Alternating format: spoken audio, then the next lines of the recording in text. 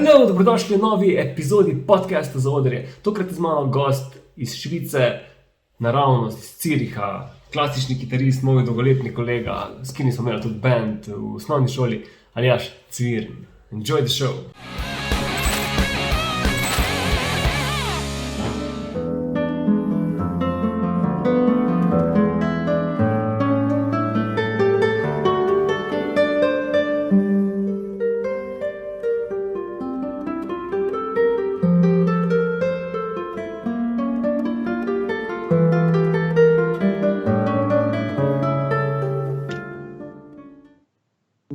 Aljaž! Servus! Dolgo se že nismo videli. Škoda, ko se ne moramo v živo dobiti, glede na to, da zdaj imamo tukaj tudi dovoljeno, da se v živo kaj zmenimo. Ampak je tudi cool, da se takole online ujamemo, da malo predebatiramo kariero klasičnega kitarista. Da nam malo razložiš, kako izgleda tvoja pot, kako si se lotil kitare. Ja, jaz sem v bistvu začel z neko to čist klasično potjo, se pravi, jaz sem, mislim, da sem bil drugi razred osnovne šole, ko sem začel hoditi v glasbeno šolo v Celje, in tam sem začel učiti klasične kitare. Takrat mislim, da nisem nekaj pretirano razmišljal o tem, ali obstaja še kakšna druga kitara, ali kakšne so sploh možnosti, pač to je bila kitara, o katero sem zdaj pač lahko takrat opisal. Tako da ja, potem sem končal to nižjo glasbeno šolo v Celju in tega časa se v bistvu nekaj ful preveč ne spomnim, no, če si iskren, niti se ne spomnim, da bi jaz zdaj v tej nižji glasbeni šoli sedel vsak dan in vadil ne vem koliko časa to kitaro. Ta nižja glasbena šola je nekako šla brez nekih težav skozi v bistvu. In potem šele v bistvu, ko sem se mogel odločiti za gimnazijo, za srednjo šolo, kaj sploh bi, in ko je prišla glasbena gimnazija nekako v igro, šele takrat v bistvu se zavestno, oziroma se spomnim tega momenta, da sem se res zaljubil v kitaro, no. Ko sem se v bistvu začel pripravljati na sprejemni izpit za srednjo glasbeno šolo, je pa v tem obdobju v bistvu odigral ključno vlogo še en profesor iz Zagreba, kateremu sem tisto poletje v bistvu šel na poletno glasbeno šolo, na Hrvaško, na Brač. In on je bil za tist čas takrat za mene pač next level profesor. In tista poletna glasbena šola je bila po moje game changer, no.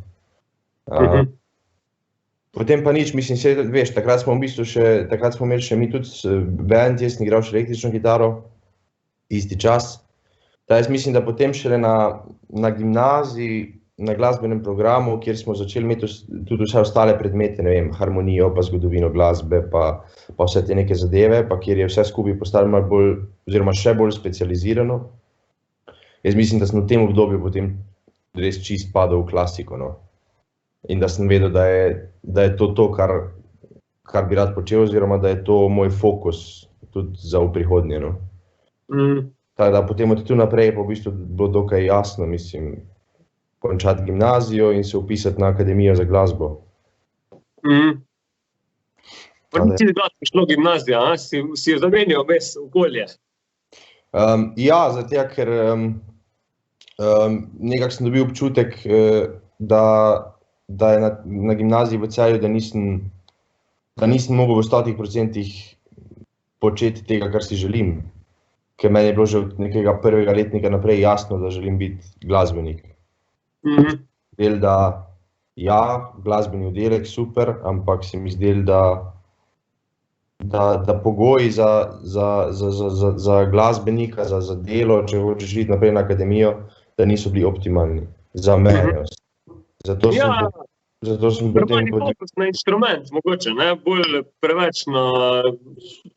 Ja, vse razumem, pač so tudi druge pomembne maturitetne stvari, ki jih je treba jasno se naučiti in končati in vse to. Ampak sem potem se prepisal v Ljubljano na konzervatorij, kjer je v bistvu ista matura, ne. To je še vedno gimnazijski program, v bistvu, mislim, gimnazijska matura.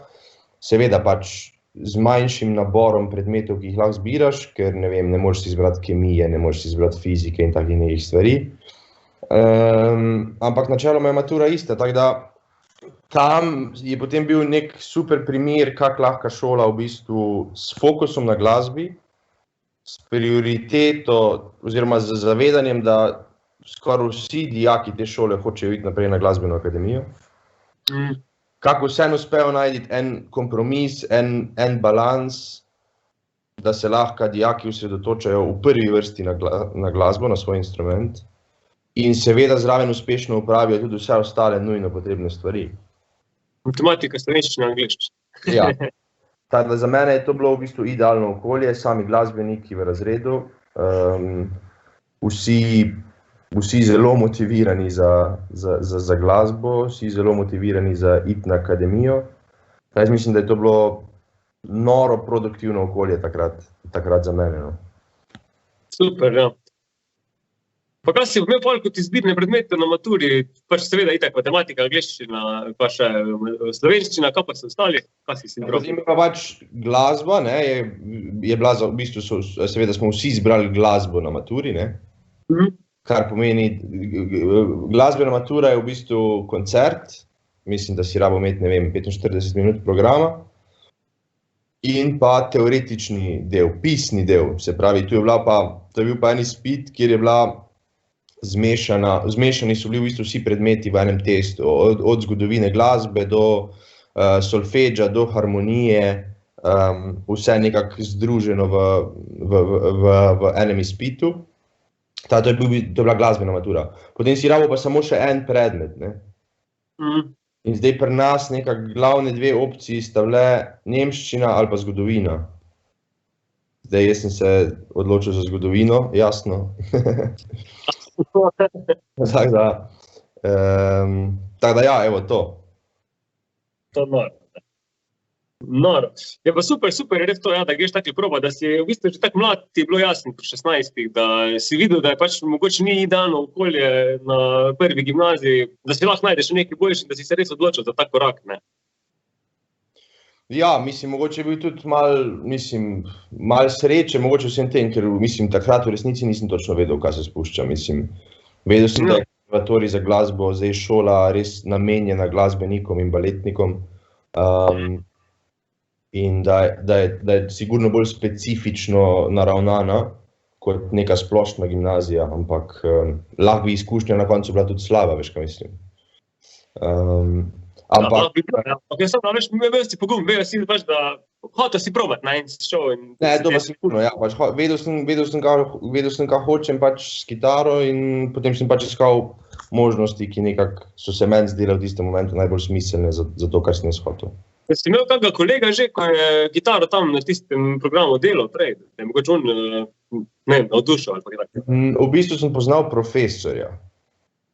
Poznal profesorja kitare, s katerim mislim, da smo se spoznala na ene izmed teh nekih tekmovanj, pa je potem debata, mislim, da celo nanesla na to, da jaz razmišljamo o tem, da bi se prepisal v Ljubljano. Potem z njim se začela debata, da bi lahko v bistvu v njegovem razredu naprej nadaljeval, kar je bilo meni super, zaradi tega, ker sem tudi jaz želel v bistvu biti v njegovem razredu. To je bila v bistvu edina povezava, bila je pa še ena povezava, da je profesorica zgodovine v bistvu na konservatoriju se je poznala z mojim očetom, ker sta oba bila zgodovinarja. In potem je v bistvu, pa smo mi tudi njo kontaktirali v smislu, da je ona malo pomagala pri sami prijavi, a veš, ko si zamenjaš na kaj moraš paziti, ali rabiš še kak dodatni izpit ali ne. Te neke birokratske stvari je potem na koncu ona uredila. Ampak načeloma od dijakov pa nisem poznal v bistvu nobenega. Ne, smisel, veš, kakih tekmovanj, pa to, ko ste veliko imeli... Ne, tiste svoje generacije v bistvu ne. Je, super. A se to tako zdaj spremljam malo delo bivših dijakov ali pa... Tam je tukaj imaš jazz program, ne, na konzervatoriju zadnje leta, no. Ja. In je ful nekih bandov in nekih zasedb tam prihaja na sceno, bom rekel, ko ful izstopajo, no. Tako da. se vidi ta sredina, ne, veliko glasbenikov na kupu, podobni interesi, fokus, ne. Res pač neko tako okolje, ki se mi zdi, da je noro produktivno, no. Ker se mi včasih zdi, da v bistvu, potem, ko sem izkusil akademijo in v Sloveniji in v Švici, sploh v Švici, včasih se mi je zdelo pač, kak so v bistvu moji sošolci na glasbeni gimnaziji oziroma na konzervatoriju v Ljubljani veliko bolj motivirani bili takrat kot srednješolci za to, kar dejansko počnejo. Včasih vidiš tu na akademiji neke ljudi, ko nimaš glih občutka, da jim je to res noro, kar počnejo. Da res hočejo biti glasbeniki, da res hočejo ustvarjati nekaj ali pa, a veš, da imajo neko vizijo česarkoli. Na konzervatoriju se mi je zdelo, da vsi res noro si želijo, ali iti v tujino, ali iti na Ljubljansko akademijo, ali dobiti pozicijo v nekem orkestru, ali, da veš, take neke stvari, da se mi je zdelo pa zaradi tega produktivno okolje. Dobro. Ta bolj akademija Ljubljanska? Ja, Ljubljanska akademija, jaz sem sicer že po srednji šoli imel neko idejo, da bi rad šel v tujino, kar sem tudi probal, ampak v bistvu sem šel na spremni izpit samo na Dunaj, kar je bil kar velik zalogaj, verjetno za tisti čas. Da sem hodil k profesorju, temu, ki uči kitaro na Dunaju, sem šel na par ur. Na koncu žal ne uspešno opravil spremnega izpita in pa vsem šel na spremni izpit v Ljubljano. Tada sem se potem odločil, ostanem v Ljubljani, končam svoj dodiplomski študij in imam potem še vedno možnost iti v tujino, če si bom takrat to še vedno želel. Potem sem pač 3 leta ostal v Ljubljani, kar mi je bilo v bistvu super, ker je bilo neko domače okolje, z veliko stvarmi se nisi rabil ukvarjati, mislim, z nekimi takimi osnovnimi življenjskimi stvarmi, s katerimi v tujini včasih moraš.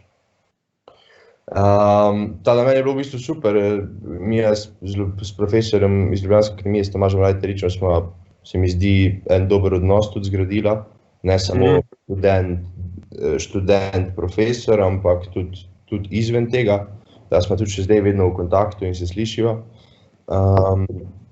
Tada ja, jaz imam na Ljubljansko akademijo v bistvu lepe spomine, plus tega se mi zdi, da sem v teh 3 letih na koncu tudi dobil potrebno znanje, ki sem ga rabil za to, da bi lahko sploh na koncu bil sprejet v tujino.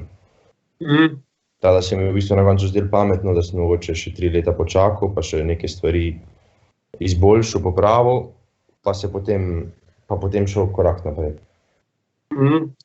Pa saj kako se najbolj spreminjaš kot kitarist? Ne vem, če se primerjaš srednjo šolo, bomo rekla, da ne bomo tiste osnovne, ko itak te že vse druge zanima. Ampak srednja pa pol akademija se verjetno ful razviješ. Mogoče ne toliko tehnično, koliko se muzikalno, ne? Kako bi rekel, se ne vem. Ja, jaz mislim, da veliko bolj zrelo glasbeno igraš, zaradi tega, ker se tudi veliko več stvari se sprašuješ, veliko več stvari ti je važnih, veliko bolj kritičen si do veliko več stvari. Ker se mi zdi, da v srednji šoli včasih, ne vem, mislim, seveda si imel neke svoje ideje, kaj hočeš z neko kompozicijo narediti in kaj ti je všeč in kaj ti ni, ampak mogoče si bil manj analitičen, manj kritičen, manj si v neke res detajle šel. Nekih stvari mogoče takrat nisi še slišal, ker še nisi razvil afinitete do nekih stvari. Manj si izkušen, igral si mogoče, ne vem, primer, igral si samo eno kompozicijo od Bacha do zdaj, ne pa 10, a veš. Tako si igral 10 kompozicij od enega in istega skladatelja, nekako boljše razumeš njegov način pisanja, njegovo harmonijo, njegov stil, karkoli pa že. Tada ja, mislim, seveda se tehnika tudi stalno razvija, se pravi, te neke nijanse in ta neka fina motorika, ki jo razvijaš konstantno, pač postane še bolj senzibilna, ne. Tada lahko nekako s to tehniko vedno več stvari dosežeš, ampak ja, v osnovi je pač čist glasbene ideje postajajo po moje bolj kompleksne s časom. No. Kaj pa diplomski študij, po diplomski si šel pa v Švico, ne, tako si se zdaj. Ja, potem pa po končanem dodiplomskem študiju v Ljubljani sem pa potem v bistvu iz strahu, da bi spet ne uspel na sprejemnem izpitu kot takrat na Dunaju, sem se potem malo iz panike prijavil tak na enih 7 faksov. Pa za vsak slučaj še na vse 3 Erasmus opcije, če slučajno nisem sprejet kot redni študent, da še vedno lahko grem vsaj na izmenjavo za 1 leto. Ali za pol leta, se ne vem, koliko je bilo. Kakorkoli, ja, potem sem imel več različnih opcij, v Švici 2, Zürich, Basel, v Münchnu, v Stuttgartu, v Maastrichtu na Nizozemskem, celo neke ameriške fakse sem gledal, dokler nisem videl šolnin, pa sem se potem v bistvu, me je ideja, sem zgubil to idejo v Ameriki. Tada ja, na koncu v bistvu Zürich, malo tudi po naključju na nek način. V Zürichu sem sicer poznal že par glasbenikov, ki so v Zürichu živeli in študirali. Da sem z njimi govoril, vsi so zelo pozitivne stvari povedali, vsi so bili zadovoljni. V Zürichu me je tudi na samem sprejemnem izpitu na koncu profesor kitare nekako najbolj kupil, ker smo šli po sprejemnem izpitu na kavo, se pogovarjali, on je povedal, kakšne so možnosti v njegovem razredu, kaj on ponuja kot profesor, kaj ponuja Švica kot država glasbeniku, ki konča faks. Tada on je nekako znal, se mi zdi, edini od vseh teh profesorjev, pri njemu si dobil občutek, da si res želi, da prideš k njemu študirati. Da tudi on te ponudi to, kar ti lahko, ne samo, da moraš ti sam sebe njemu prodati, če veš, kaj mislim. Ja, štekam, ja. Tako da mene je Zürich mogoče na koncu zaradi vseh teh faktorjev prepričal. Tada ja, potem sem se odločil za to, se vpisal na faks in najprej začel z Master in Performance programom. Se pravi, vse je fokusirano na igranje, na nastopanje. Zdaj, meni je bila ta prva izkušnja Švice in Züricha in vsega tega pač bolana, mislim, jaz sem se vpisal na faks, kjer so, tisto leto, ko sem jaz začel študirati, so odprli novo akademijo. In zdaj, ta nova akademija je v bistvu, mislim, še danes, še zdaj seveda stoji, to je bil projekt za naslednjih ne vem koliko let. To je v bistvu stara tovarna jogurta v industrijski coni Züricha. In oni so, ker je bilo prej tako v Sloveniji, kjer je vsaka umetniška akademija svoja institucija, oni so se odločili, da bi radi vse umetniške smeri združili pod eno streho. Tada zdaj imaš ogromen faks, pač staro tovarno, ki je pač ogromna, kjer imaš vse, glasbo, gledališče, dizajn, ples, pač karkoli hočeš, vse je v isti bajti. Tada meni že sama ta nova infrastruktura in vse te možnosti, ki ti jih kar naenkrat faks ponudi, pač bila zelo velika motivacija, ker pač kar naenkrat faks postane tvoj dom. Ker si od zjutraj do zvečer si na faksu in ti je cool, pač tam lahko vadiš, tam lahko ješ, tam lahko se družiš s prijatelji, vse lahko počneš v bistvu na faksu. In je spet podobno kot na konzervatoriju, prej spet neko noro, produktivno okolje, kjer vsi so v tem nekem umetniškem duhu. Vsi razmišljajo o nekih projektih, o možnostih, o kaj bi, kaj ne bi. Tada za meni je v bistvu ta faks pred 2 leti bil v bistvu vse, ker tu sem spoznal vse ljudi, ki jih še danes poznam. Tu sem se naučil zelo veliko stvari, tu sem, veš, tada ja, ta faks je bil res za mene takrat na začetku, ko sem prišel iz Slovenije, pač next level, no. Tada potem pa nič, potem sem pa vmes ugotovil, da mi je v bistvu v Švici super in da bi rad še naprej tu bil in da bi rad tudi začel učiti, ker so že neki kolegi kitaristi, so že imeli službe in tako naprej. Da sem se potem odločil še za drugi magisterij, ki je bil pa pedagoški. Ker brez tega pedagoškega magisterija v bistvu težko sploh se prijaviš za kakšnokoli službo, ker jo ne boš dobil, to je pač v bistvu pogoj. Ja, isto. Tada nič, potem sem pa še ta drugi magisterij na istem faksu v bistvu končal. Še vedno sem imel enkrat na teden uro kitare pri istem profesorju, to se ni nič spremenil. Sem imel pa seveda več nekih drugih pedagoških predmetov, da sem imel mogoče manj časa za vadenje, za take neke stvari. Dejansko tudi profesor ti za solfeggio in te zadeve, ali si vseeno za kitaro delal? Ne, jaz sem delal za kitaro. Si pedagog kitare v bistvu, nisi pač... Jaz sem pedagog kitare, tada v bistvu sem potem imel, ne vem, to specialno didaktiko, se pravi didaktiko, ki je vezana samo na pouk kitare. Potem sem imel take neke zadeve, ki so res zelo specifične, kjer se pogovarjaš 2 leti o tem, kaj je, ne vem, najbolj optimalni način učenja ko dobiš začetnika starega 7 let, pa še v lifeu ni kitare v roki držal, do tega, da ga pripelješ do nekega spodobnega nivoja igranja in razumevanja glasbe. Kjere metode uporabljati, kjere note uporabljati, kjere komade mu dati, kakšne tehnične vaje mu, pač take neke stvari. Pa Slovenija je tak program na faksu, pa po moje ni, a je? Jaz mislim, da tak točno specifične pedagogike ni, jaz mislim, da lahko ti neke te dodatne, da se motim, da to me ne vzeti. Jaz mislim, da je tak, da imaš pač ta nek osnovni magisterij, kateremu lahko potem neke dodatne pedagoške predmete zraven si vzameš. Tu je pa res celosten pedagoški program za specifične instrumente, kar se meni zdi seveda na koncu veliko bolj celostno. Viš to. To je prav za kitarista, da točno greš čez nek... Seveda tudi vse te splošne predmete, psihologijo, didaktiko in take neke zadeve, imaš pa potem tudi bolj specifične predmete, ki se na to osredotočajo. Na koncu, ne vem, na zadnjem izpitu moraš pripeljati enega svojega učenca. Se pravi, oni v bistvu zahtevajo od tebe, da ti tokom tega študija že delaš. Zdaj, ali učiš samo privat, ali učiš v neki instituciji, to je vse, ampak ti moraš na zaključni izpit pripeljati enega svojega učenca, s katerim na tedenski bazi delaš, da oni vidijo, kako ti z njim delaš in v bistvu moraš mu dati uro kitare pred komisijo. Potem ti pa še oni pripeljejo enega random učenca in moraš njemu tudi dati uro. Tada v bistvu daš na zaključnem izpitu, daš 2 uri kitari pred komisijo in potem pač je tudi diskusija, kaj je bilo dobro, kaj je bilo manj dobro in tako naprej. Pa to si imel vse v nemščini?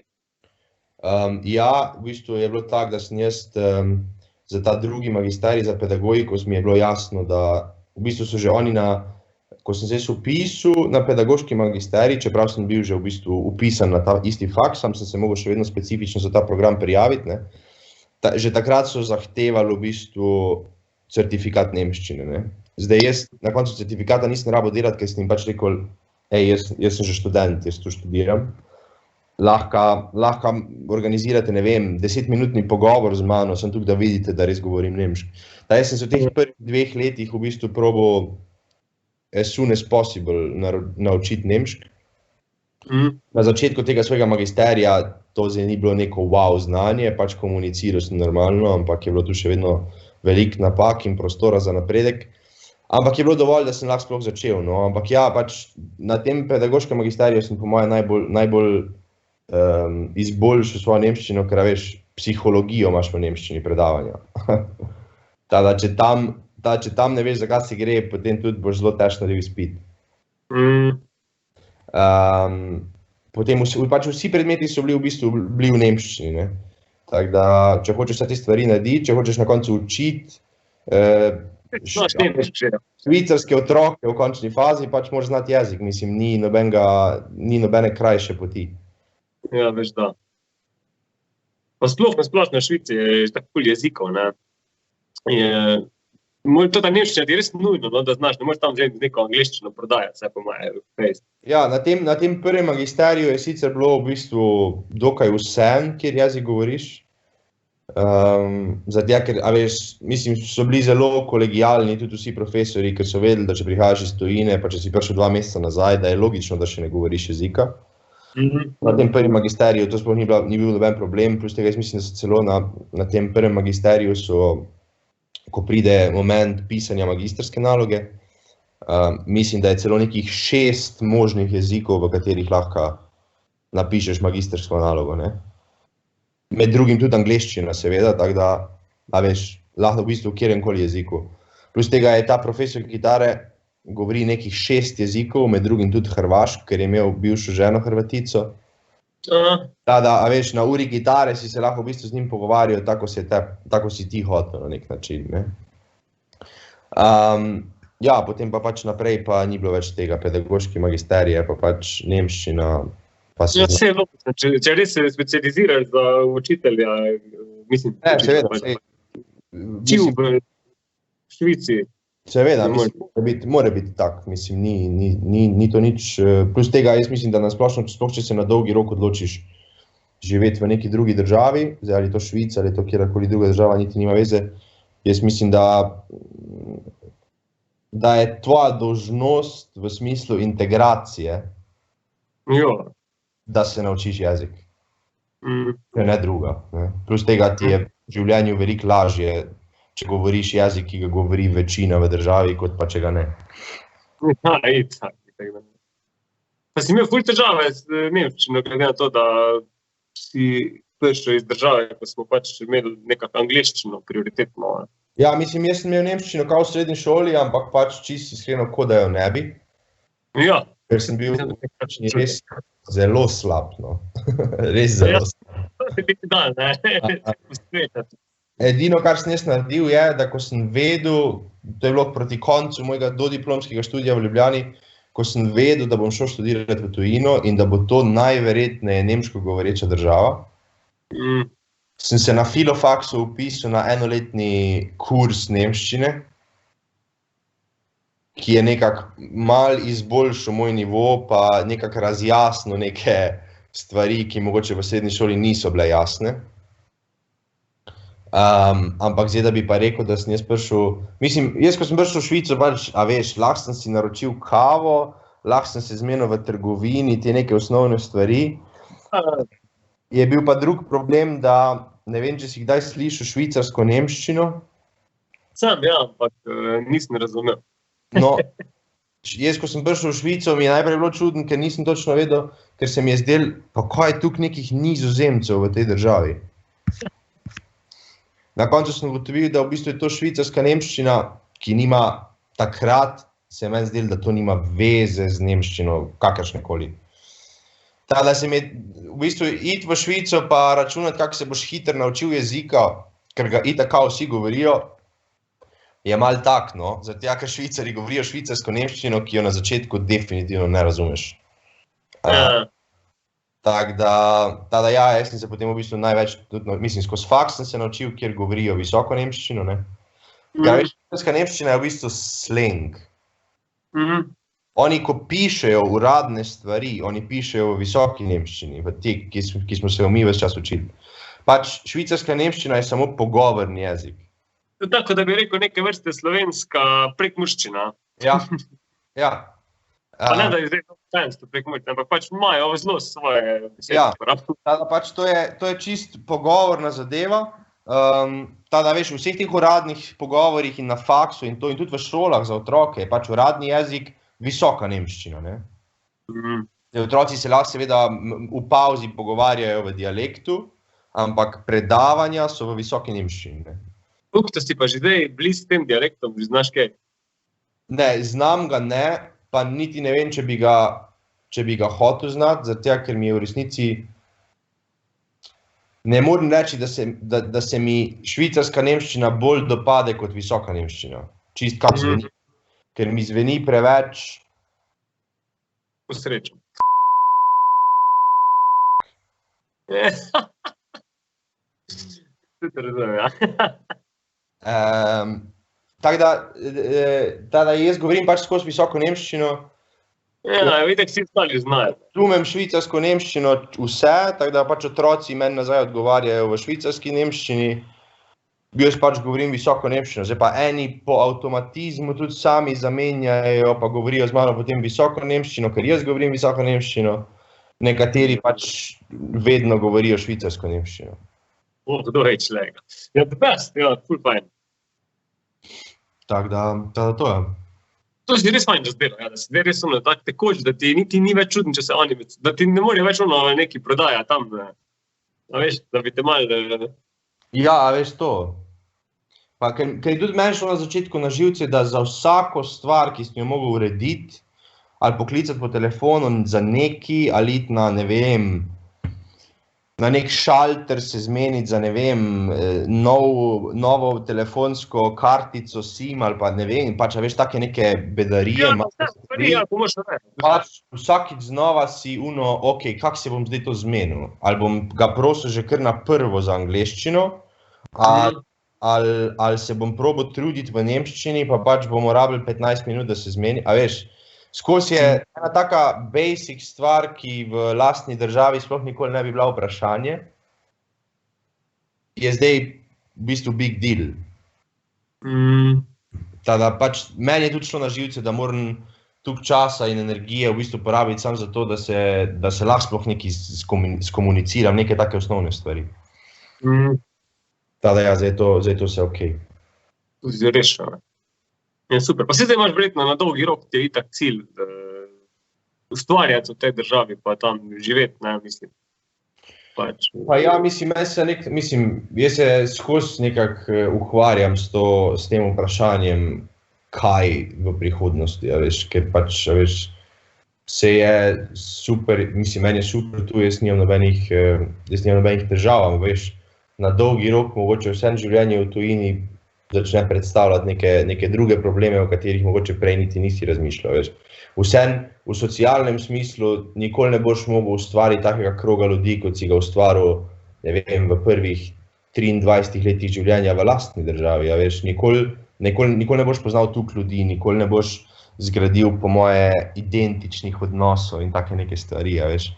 Potem je to vprašanje, kaj hočeš, a veš, v prihodnosti, ne vem, pač meni trenutno v smislu kariere, v smislu tega, kar počnem in kar mi je trenutno pomembno, da pač igram in da učim, mi je pač noro tukaj, pač ne bi menil, ne. Zdaj, kaj bo se pa v prihodnosti zgodilo čez 50 let, pa pač ne vem, ne. Mislim, niti po drugi strani nočem za 10 let naprej planirati, kaj se bo zgodilo. Pač nekako grem in imam neke kratkoročne in malenkost dolgoročne cilje in potem pač vidim, kaj se zgodi. Ja, itak, ja. Ampak po drugi strani se mi zdi samo škoda, da bi recimo zdaj na tej točki šel nazaj ali pa v neko drugo državo, na primer, zato ker se mi zdi, ko živiš v tujini, rabiš veliko dlje časa od samega štarta, ko si prišel v to državo, da sploh zgradiš nek socialni krog, pa ne zdaj samo za potrebe socialnega življenja, ampak tudi za potrebe profesionalnega življenja. Se pravi, če hočeš igrati koncerte z drugimi ljudmi, moraš ljudi spoznati. Če hočeš se karkoli iti z drugimi ljudmi, moraš ljudi poznati. In zdaj to, da ljudi sploh spoznaš, traja nekaj časa.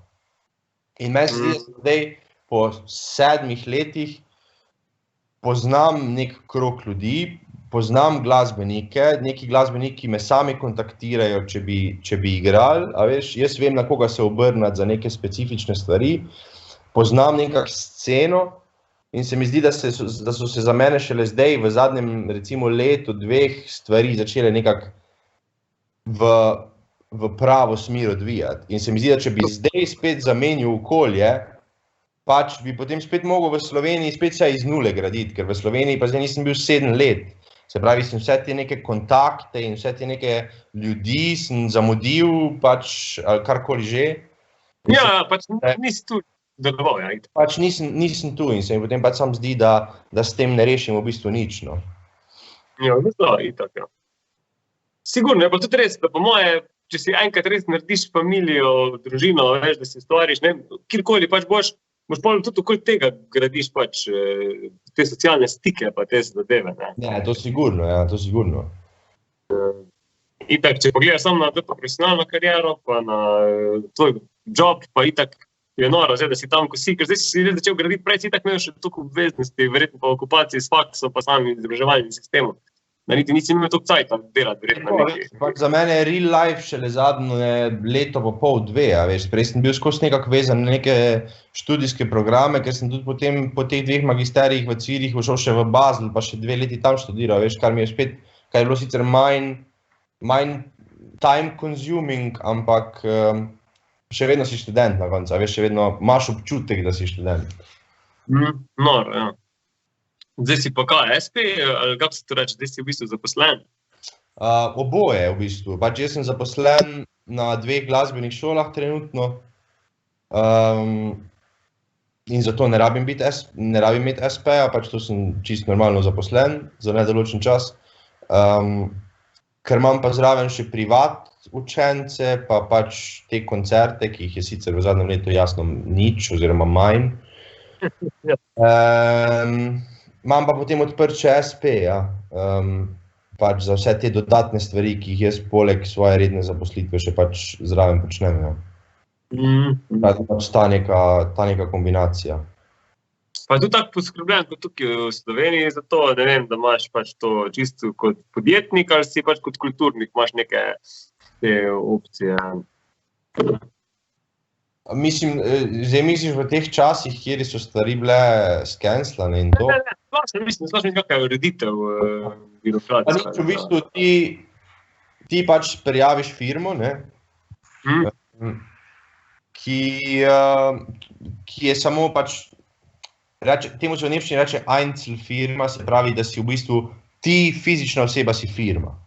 Se pravi, to je SP pri nas. Zdaj tu ni teh popoldanskih pa nepopoldanskih SP-jev, ampak je pač samo Einzelfirma. Zdaj ti pač prijaviš dejavnost, zdaj ta dejavnost je lahko karkoli. Ti za to dejavnost rabiš seveda dokumentacijo, ki dokazuje, da se ti ukvarjaš s to dejavnostjo, kar pomeni, da se moraš začeti najprej ukvarjati z dejavnostjo in jo potem za nazaj prijaviti, ko že ne vem, imaš pogodbe ali pa račune ali pa pač karkoli. Edino, kar je važno, je, da ti pač njim poveš, kaj je tvoj letni dohodek s to dejavnostjo, ker boš na podlagi tega obdavčen. In to je to. Nič druga v bistvu. Pač plačuješ te prispevke, tako v Sloveniji, 4-krat na leto plačaš prispevke in na koncu leta pač moraš narediti davčno napoved, prikazati vse dohodke in odhodke in na podlagi pač vsega tega te oni obdavčijo na to, kar si ti zaslužil. Super, ne? To je lahko v bistvu naprej, če začneš delati, nisi v bistvu dolžen državi, že takoj plačevati mesečnega nekega prispevka, tako tu pri nas. Ne. Mislim, takoj, ko si se prijavil, ne, ne vem, jaz sem se tudi prijavil za nazaj, jaz sem se prijavil recimo, tako da bi rekel januarja, pa začetek svoje firme sem dal pa oktobra, razumeš? In potem pač plačaš prispevke normalno pač naprej in imaš tudi mesečni nek pavšal, ko ga moraš plačevati, ali kak je to mislim? Po kvartalih je. Se pravi, 4-krat na leto plačaš prispevek. Super. The best. Ki pa spet zavisi od tega, koliko si ti njim rekel, da na letni ravni zaslužiš. Pač več, ko na letni ravni zaslužiš, večji je prispevek. Ja, super. To je to. Odlično. Koncertna karijera, artist karijera. Ja, mislim, ti pravim, v teh časih si sam veš, pač ni nič, oziroma zelo malo, ampak na splošno, ne vem, mislim, meni se mi zdi, da čisto pri tej neki ideji, da mi je zelo veliko pomagal ta profesor iz Züricha, ki je nekak profesor in gitarist, ki bi ga dal out of the box. Pač on igra za začetek 13-strunsko kitaro, sam piše vse aranžmaje, igra zelo nekonvencionalne stvari, razmišlja ne klasično, ali kako bi pač temu rekel. Tada on je nekako vedno delal poudarek na to, da a veš, moraš vedeti kot artist, kaj ponujaš. Kaj lahko ponudiš, kaj je tvoj expertise. Kaj v bistvu hočeš sploh ponujati, kaj bi si ti želel v prihodnosti početi. Ali je to, ne vem, ali si specialist za baročno glasbo, ali si, ne vem, ali greš v čist nek ekstrem moderne glasbe in se ukvarjaš sam s tem, ali ali se osredotočiš na, ne vem, glasbo Južne Amerike, ali delaš vsega po malem na, ne vem, a veš. Ne vem, mene je nekako zelo potegnala komorna glasba, bolj kot solo, zaradi tega, ker solo, klasična kitara, ne vem, mislim, jaz sem ugotovil, da je meni včasih dolgočasno sedeti na koncertu klasičnega kitarista, čisto iskreno pač. Da grem na koncert nekega noro poznanega klasičnega kitarista, ki pride iz ne vem kje in pač po pol ure si mislim, kdaj bo konc? Ja. Po drugi strani mi je pa, ko pride ta kitarist in pogledam program, ki ga igra, pač poznam seveda čisto vse, kar igra, od tega sem verjetno polovico stvari že sam igral. Hočem reči, da je klasično-kitarske solo literature zelo malo. In da slej ko prej prideš v slepo ulico. Slej ko prej si igral že večino stvari, ali pa mislim, sigurno vse poznaš. In zdaj, meni je to na dolgi rok postalo malo dolgočasno. Pač včasih sem se res palil na točno to, zdaj pa niti malo. Ja, vse je logično, če si pač preposlušaš vse, pa si že vse se dotaknil na nek način, pa veš, da vse lahko, veš točno, kak je proces, da zvadiš to zadevo in veš, koliko boš prišel od točke A do točke B, ne? Ja, veš, na koncu zdaj, pa, a veš, če mi vsi isto skozi igramo, pač vsak kitarski koncert je manje više isti, pač, skozi so isti skladbi, skozi... Ne vem, pač, zato je za mene na koncu bil nek kompromis, da sem se pač začel ukvarjati več s komorno glasbo, se pravi, kjer si vključen z nekim drugim instrumentom in potem so pač možnosti večje, se pravi,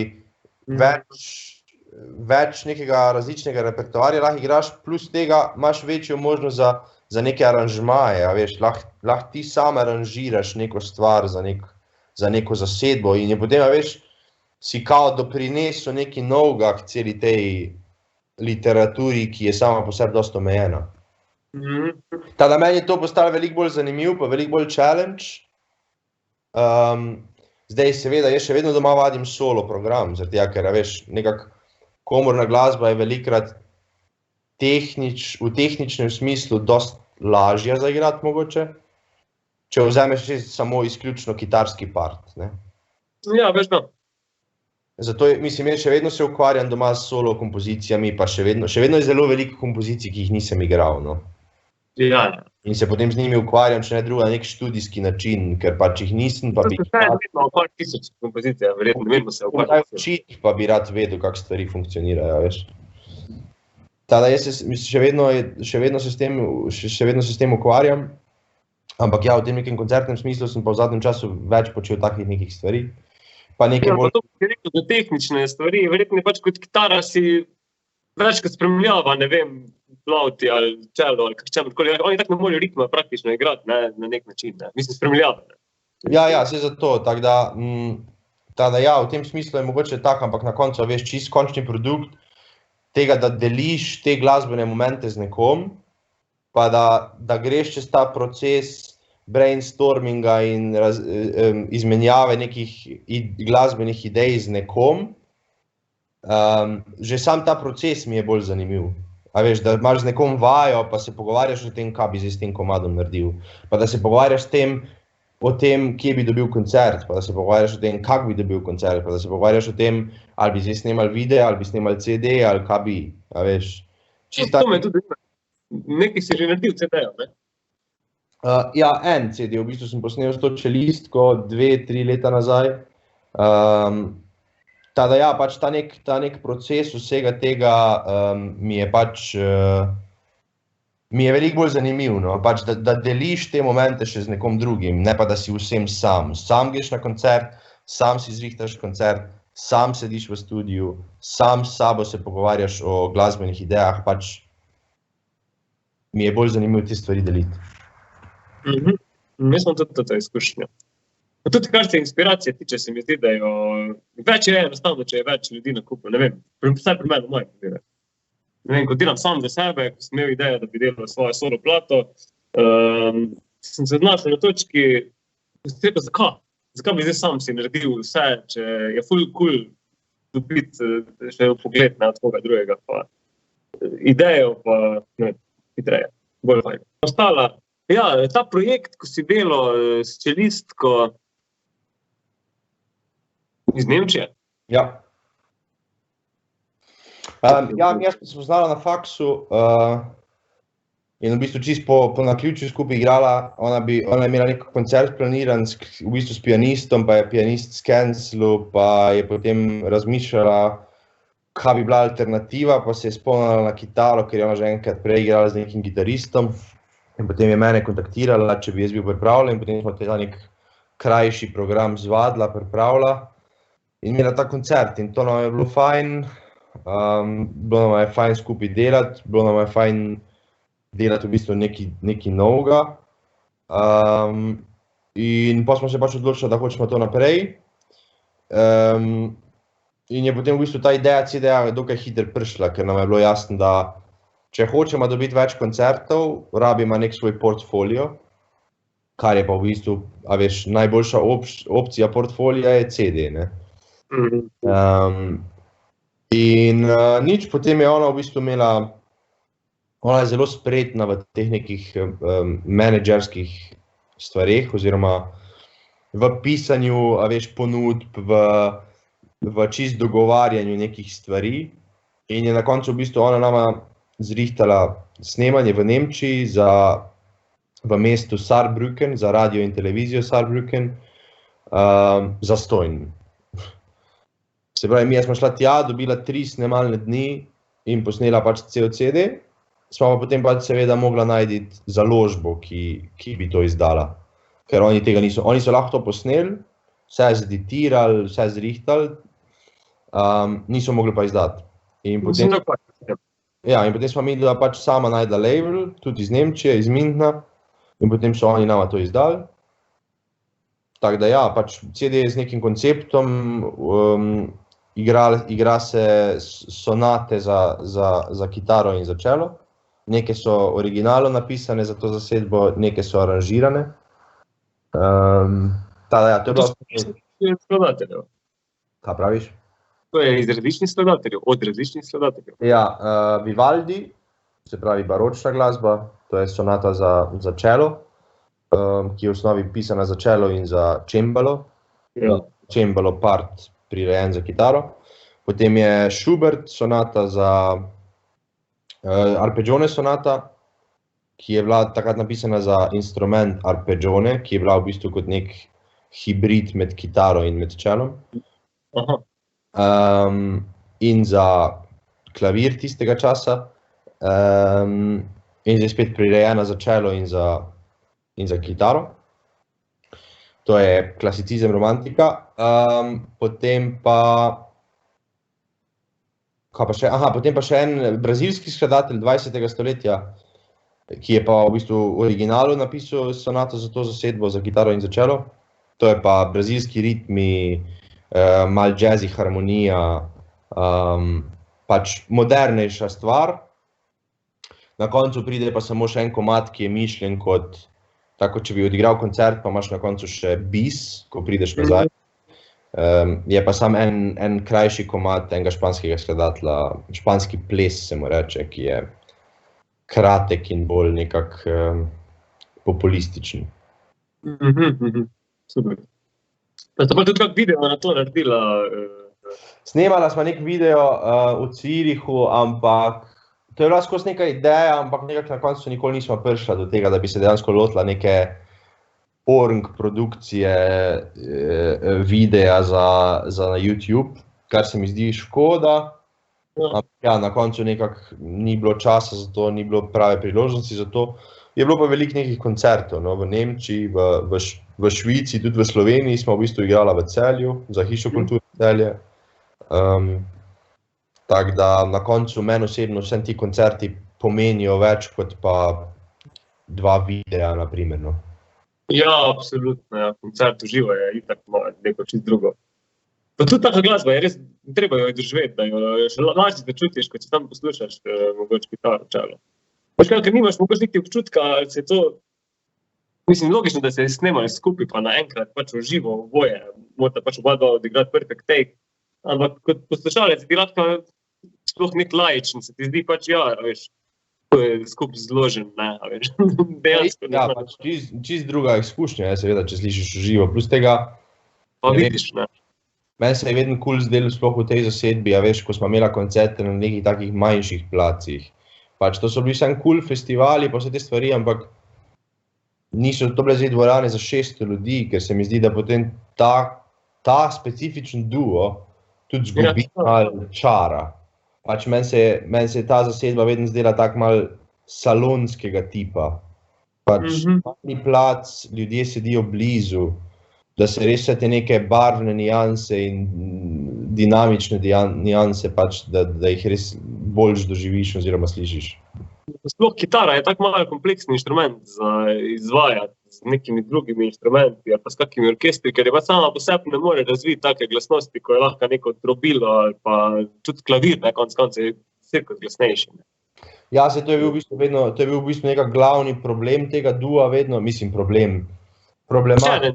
Challenge je pa tudi, če je kadarkoli bila kakšna kritika na karkoli, je ponavadi bila kritika na to. Na balans med čelom in med kitaro, veš. Nekateri so rekli, ne, se je okej, mogoče mora ona samo malo paziti, ko igra glasno, da te ne povozi. Nekateri so rekli, ne, obvezno rabiš ojačevalc, pa mikrofon, pa ne vem kaj še vse. To ni pa več klasična kitara. Jaz sem pa razmišljal o vseh teh različnih opcijah, kaj bi lahko, ne. Zdaj na koncu, moja ideja je bila, da pač kupim novo kitaro, ki je glasnejša, kar sem tudi naredil, ampak še vedno ni tu glasnejša. Ko gledam nazaj, to mogoče ni bila najbolj optimalna ideja. Ja, M5 je nas cenejši, ne. Ja, ampak sem imel vsaj izgovor, da kupim novo kitaro. To je vedno cool, ne. Tako da, ja, no, pač to je bil v bistvu glavni challenge, na katerem smo itak midva probala na vsaki vaji delati, a veš. Ona je tudi, a veš, jaz mislim, da se tudi tist na drugi strani, ki ne igra kitare, more s časoma naučiti, kako igrati svoj instrument, da bo funkcioniral s kitaro, ne. Ker ne more igrati na isti način, kot ko igra s klavirjem. Itak. Tada je pač to en proces, ki se more pač, a veš, zgoditi skozi skupno igranje in vadenje. Čakaj, v celem cajtu se nismo zmenili, koliko je bilo te punce ime? Izabel. Kako pa najdejo gledalci tvoj ta CD? Spotify, iTunes, vse te platforme. Description below, veš. Bom dal link, da lahko Amazon. Ja, vse te stvari. Na YouTubeu pač ni nič, na YouTubeu je samo ta en video, ampak ja, drugače na vseh teh večjih platformah je CD dostopen, lahko se ga pa seveda tudi direktno od mene naroči, če ga kdo želi. To je spletne strani, ne? Ja. Ja, ful hodo. Zdaj se vrnemo še malo v najstniška leta, no, ko smo se mi spoznali, smo začeli čarati. Se ti zdi, da ti je dal kaj v smislu, ne vem, tehničnega znanja, muzikalnosti, ko si šel čez nek tobogan rock'n'rolla in metal, rock metal glasbe? Mislim, meni se nasplošno ta izkušnja zdi, nasplošno zelo cenim to izkušnjo, ki smo jo mi takrat kot najstniki dali skozi, ker se mi zdi, da smo pri zelo v bistvu mladih letih nekako imeli zelo veliko željo po glasbi, po izvajanju glasbe, po ustvarjanju, kar se meni zdi.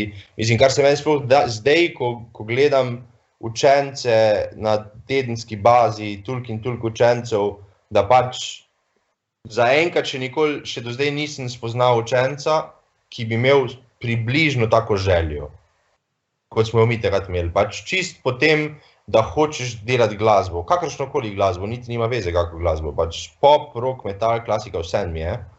Ampak želja, da obstaja ta želja, da si želiš pač ukvarjati z glasbo.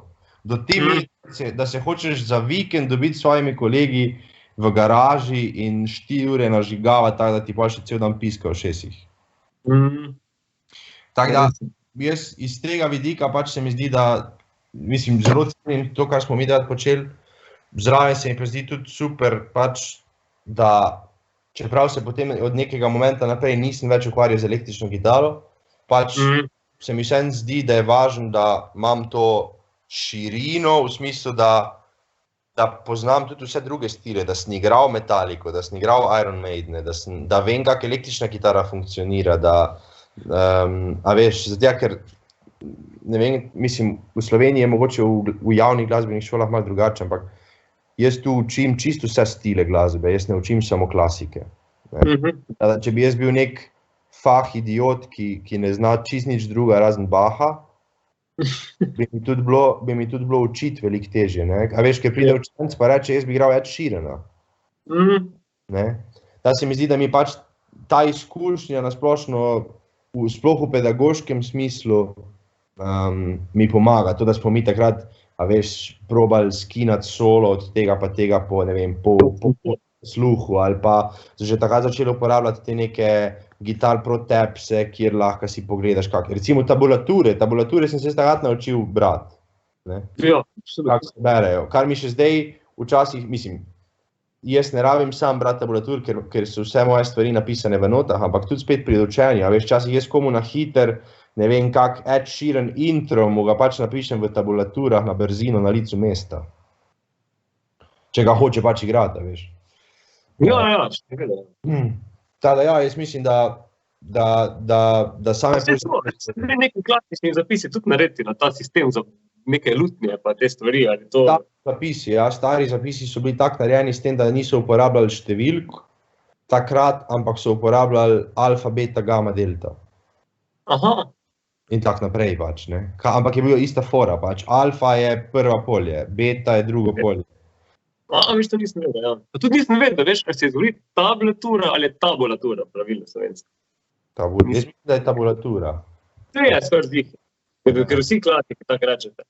Mi rečemo pa kar tabsi, a veš, ker itak več piše, itak je, itak je neka taka bolj argost, ko se uporablja za kitare. Ampak ja, res tudi to mislim, pa to, da smo preposlušali Dream Theater, pa to so vse neka klasični glasbeniki, ko so pa prišli v bolj, nekako bolj svojstveno muziko, pač nek svoj stil so razvili, ko so jo pač predelali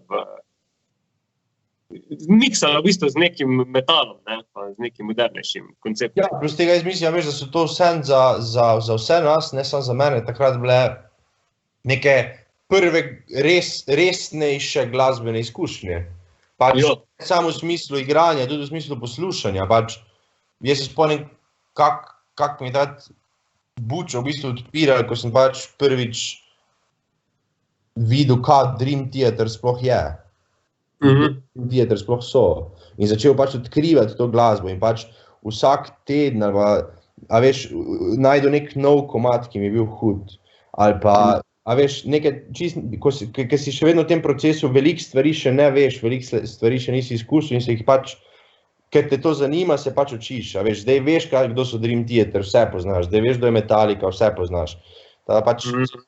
Tada meni je tudi zaradi tega pač bilo zanimivo, ker res je bila ena faza nenehnega spoznavanja novih stvari, ki so me zanimale. Potem si pa dejansko odkril to ljubezen do klasike, si razvil, mislim, da tudi tisto zasedbo, ko ste jo imeli z Mihatom, Pirštom, pa z Gamo, ko ste tudi naredili neko tako komorno zasedbo, ne? Ja, pač to je bila pa v bistvu za mene ta druga izkušnja, ki je podobnega tipa, samo da pač v drugem glasbenem stilu, je pa spet to neko ustvarjanje v skupini, ki mi je že takrat bilo blizu, nek dober vibe ljudi, različne ideje, različne možnosti. Veliki.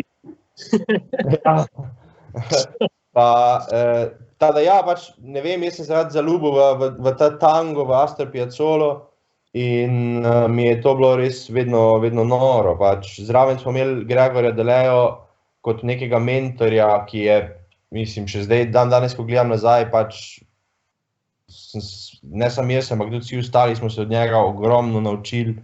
in nam je ogromno veliko dal. Mhm. Sploh v tem nekem, za mene, jaz mislim, sploh v nekem tem odnosu profesionalnosti in o odgovornosti do vseh teh stvari in do profesionalnega odnosa in do možnosti in vsega tega. Tako da te mene to ful potegnilo, klasična muzika na splošno, ta tango, in dejansko smo takrat s tem kvintetom kar dosti igrali v tistih prvih parih letih. Da mi je to tudi bila neka spet nova izkušnja, a veš, star si 17, pa pač, ne vem, imaš 2 koncerta na mesec, na primer, ne. Ja. Pač meni se da to zdelo, wow. Ni to, da boš igral na veselicah, glih, ne. Ja, veš, in pač to je bila tudi spet ena izmed takih prvih izkušenj za mene, ki so bile v bistvu ki je bila ful dobra, veš, ful pozitivna, vsi smo se veliko iz tega naučili. In tudi še do 2 leti nazaj smo še vedno imeli tradicionalni koncert v Avstriji, v Bad Ischlu, kamor načeloma se še vedno gre, veš, zdaj se seveda ne igra več skupaj, ampak enkrat na leto se še vedno zberemo in odigramo tisti en koncert, če ne druga zaradi druženja in zaradi vseh teh stvari. To je super, ja. Da tako neko tradicijo ohranjaš, pa neko pozitivne. Ker mislim, da vsi v tem kvintetu nekako imajo podobno izkušnjo, a veš, o tem, kar sem zdaj govoril. Vsi so veliko iz tega potegnili, vsi so se veliko iz tega naučili, pa vsem je bil dober vibe. Super, ja. Meni je edino malo žal iz tistih časov, ker je bilo res, vse imam nekaj malo materijala, pač v našem primeru govorim, ko je ostalo, ampak več ni še bilo teh telefonov, ni še bilo teh hitrih nosilcev, da bi si lahko res na hitro posneli neke enostavne videe, da bi jih lahko si zavrtel, ne vem, zdaj na YouTubeu pogledal posnetke, kako smo, ne vem, odigrali Hell Be Thy Name, ali pa kako tako kompleksno pesem, ko ipak ni na prvo žogo, da se boš usedel. Še zdaj jaz, ko že igram kitaro več kot pol lajfa. Bi si mogel iti 1-2 čez, 3-krat, da ga bom zaigral. Ja. Takrat smo pa res preživeli brez problema, na dan po 3 ure si vadil neke stvari in to je edino, kar malo pogrešam, da nismo imeli te možnosti, da bi tako enostavno prišli do teh kvalitetnih. Ampak so pa nepozabne izkušnje, res je bilo noro. In tudi naprej, ful ti da to, da celo življenje, da se neko tako zaseljico najdeš, da skupaj raziskujete, a veš, ti si nekaj odkril, jaz sem kaj odkril, a veš, naši starši so že poslušali tako glasbo, smo dobivali pač materiali iz teh konca, ne. In ti ful da na širini, ne, in da sem. In to je res malo nek poseben čar. Kaj pa zdaj trenutno, s čem se ukvarjaš, zdaj, ko so te, ko nas je vse pač presenetila situacija, pa smo doma, vadiš še vedno, ustvarjaš, program pripravljaš za čas, ko bo na voljo. Ja, mislim, meni se lansko leto se mi je tako začelo, pred tem covidom v bistvu, da sem v Sloveniji delal ta en projekt z igralcem Renatom Jenčkom. To je bil nekako spet nek nekonvencionalen projekt. In takrat sem se zelo veliko ukvarjal s tem, ker je precej kompleksna stvar in je bilo treba kar dosti časa vložiti. In takrat smo dejansko uspešno izvedla ta dva projekta. Potem še Sivček in jaz. Kaj? Sivček in jaz. Platero Jo, Sivček in jaz. In ga potem tudi v bistvu še enkrat ponovila avgusta, ko so bile spet te mire malo bolj sproščene v Celju. Vmes se v bistvu kaj dosti ni dogajalo. Edino, kar se je v lanskem letu še novega zgodilo, v tem mojem nekem umetniškem smislu, je, da me je kontaktiral en violinist švicarski in v bistvu predlagal duo kitara, violina. Kar je bilo meni super, ker je v tistem momentu sem jaz bil dosti demotiviran glede vsega, ker je bilo veliko koncertov pač skenslanih, nič se ni dogajalo, bil sem cele dneve doma zaprt in učil online, tada je pač celo okolje bilo malo pač down. In potem je on prišel s to idejo in sem jo seveda takoj zagrabil. In potem smo se parkrat dobila, probala neke stvari, se malo pogovarjala o programu, kaj bi lahko, kaj bi bilo fajn. In je potem on dejansko v tistih časih zrihtal nek koncert, ker ima nek svoj festival in je bilo kao takrat še možno do 50 poslušalcev z maskami, seveda vsi. In je potem pa dejansko imela prvi koncert, kar je bilo super, ja veš, ker nič se ni dogajalo, vsem smo nekaj igrala. In potem je naslednja stvar bila, da smo se zmenili, da bi rada snemala in potem smo posnela neke 4 YouTube videe, čisto za te neke promocijske namene. In nič se je dogovorila, da bi bilo fajn, da to počnemo še v prihodnosti in potem smo zdaj jeseni, lansko leto smo potem spet začela in spet posnela še 3 nove videe. Leon Fiš nama je tudi nekaj aranžiral, nekaj aranžiral jaz sam.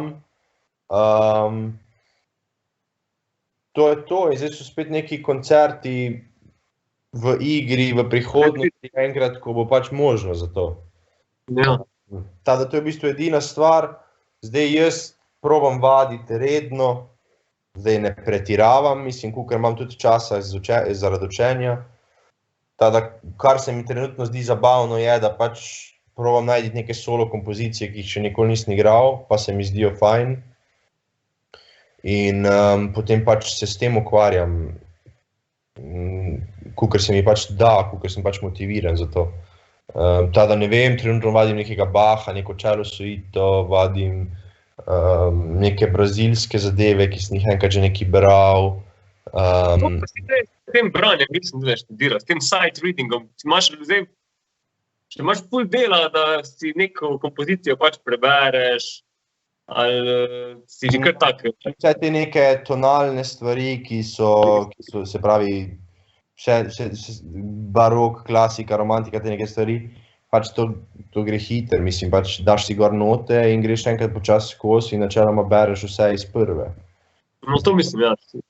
Samo branje. To je ena teh instrument. Ne, samo branje not sploh ni zdaj neka velika tema pogovora, pač daš gor in bereš note, mislim, tako vzameš knjigo in bereš knjigo. Ne, se vem, da je za kitaro sight reading kompleksna zadeva, ful bolj kot za klavir, no. Pač si moraš res vzeti cajt, da si dober sight reader. Ja, to je res, ampak jaz sem recimo malo sem to vadil na nek način, ta sight reading, ker smo imeli recimo s čelistko vedno deal, da ko začnemo vaditi nove stvari, nov repertoar, ga ne vadiva doma pred prvo vajo. Ampak prijema na prvo vajo z novimi notami in oba sight readama. Super. V super počasnem tempu, ampak sight reading, pač skozi. In potem, zdaj nam je jasno, kako kompozicija funkcionira, naslednja vaja, seveda priješ pripravljen, ne? Ja. Tista prva uvajalna vaja, da vidiš, kak stvari je bil velikrat deal, kao, dejma ne vaditi, pa dejma sight readati. Zdaj jaz tudi z učenci svojimi delam sight reading, ker se mi to zdi važno. Da jim potem vsakič, ali pa pogosto, prinesem neke komade, ponavadi je to duo, da jaz lahko z njimi tudi igram.